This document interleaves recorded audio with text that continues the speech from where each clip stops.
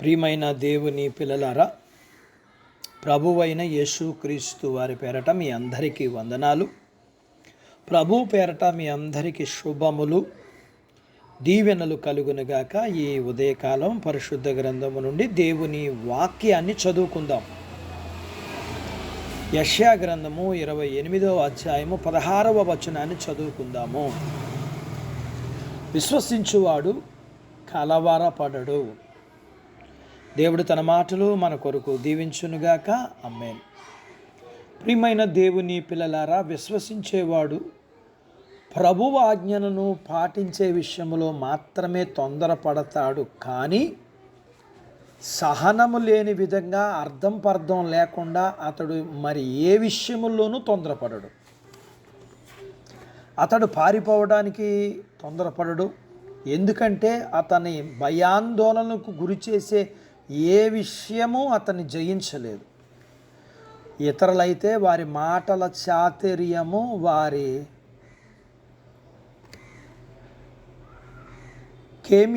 ఉపయోగపడనందువలన ప్రమాదం నుండి తప్పించుకోవడానికి ఇటు అటు పరిగెత్తుతుంటారు.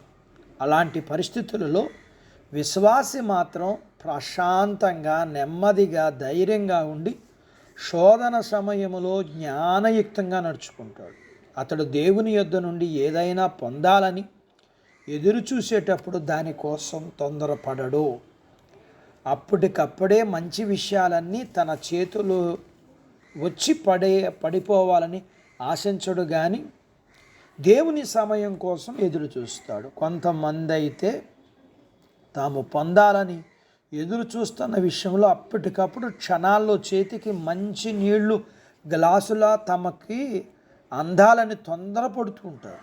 ఎందుకంటే వారి దృష్టిలో ప్రభు వాగ్దానాలు అనేవి ఎక్కడో ఉన్న మేఘాలు లాంటివి. ఆ మేఘాలు వర్షిస్తాయో లేదో అనే అనుమానం వారికి ఉంటుంది. అందుచేత వాటి కోసం ఎదురు చూసే ఓపిక వారికి ఉండదు. అయితే దేవుని వాగ్దానాల కోసం ఎలా నిరీక్షించాలో విశ్వాసులకు బాగా తెలుసు.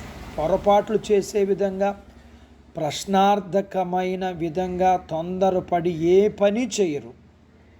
అవిశ్వాసం కలిగిన వారైతే ఏదో ఒకటి చేయాలని తొందరపడుతూనే ఉంటారు. ఇంకా చెయ్యకూడని వాటిని చేసేస్తారు. అయితే విశ్వాసం అనేది పనులను తొందరగా చేస్తుందే తప్ప తొందరపడి ఏది చేయదు. కాబట్టి అనాలోచనంగా ముందుకు వెళ్ళిపోయి దుఃఖముతో మళ్ళీ అదే దారిలో మళ్ళీ వెనక్కి రావాల్సిన అవసరం లేదు. మనము తొందరపాటు విషయంలో ఎలా ఉన్నాము?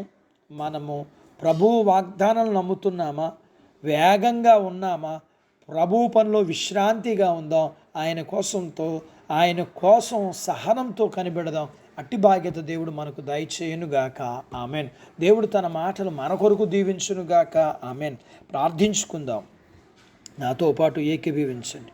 మమ్మల్ని మిక్కిలిగా ప్రేమించిన మా ప్రియ పరలోకపు తండ్రి, మీ పరిశుద్ధ నామమును బట్టి మీకు వందనాలు. ఉదయకాలం మీ పాదాల దగ్గర మీ లేఖనాన్ని మేము నేర్చుకోవడానికి సహాయం చేశారు. నేర్చుకున్న లేఖనపు సత్య ప్రకారము మా జీవితంలో మేము మీ యందు విశ్వసించి కలవరపడని అటువంటి జీవితాన్ని మీ పిల్లలమైన మా అందరికీ దయచేయండి. మీ పిల్లలను దీవించండి. చిన్న బిడ్డలను, యవనస్తులను, వృద్ధులను, స్త్రీలను, పురుషులను దీవించండి. వారి చదువులు, ఆరోగ్యాలు, ఉద్యోగ ప్రయత్నాల్లో విజయాలు ఇవ్వండి. ఉద్యోగాలలో ప్రమోషన్స్ ఇవ్వండి. చేతి పనులు, వ్యాపారాలు, పొలాలు, పశువుల్ని దీవించండి. వివాహాలు కాని వారికి అవ్వటానికి, గర్భం లేని వారికి ఇమ్మని, గర్భం కలిగిన వారికి సుఖమైన ప్రసూతి ఇమ్మని, ప్రసూతి అయిన తల్లి పిల్లలకు ఆరోగ్యాలు ఇమ్మని, మీ పిల్లల అవసరాలు, సమస్యలు, బలహీనతలు నా నుంచి విడిపించి మీ పిల్లల్ని మీరు దీవించమని యేసు ప్రభు వారి పేరట స్తుతించి ప్రార్థించి అడిగినవన్నీ పొందుకొని ఉన్నాము తండ్రి. ఆమెన్. దేవుడు మిమ్మల్ని దీవించునుగాక. ఆమెన్.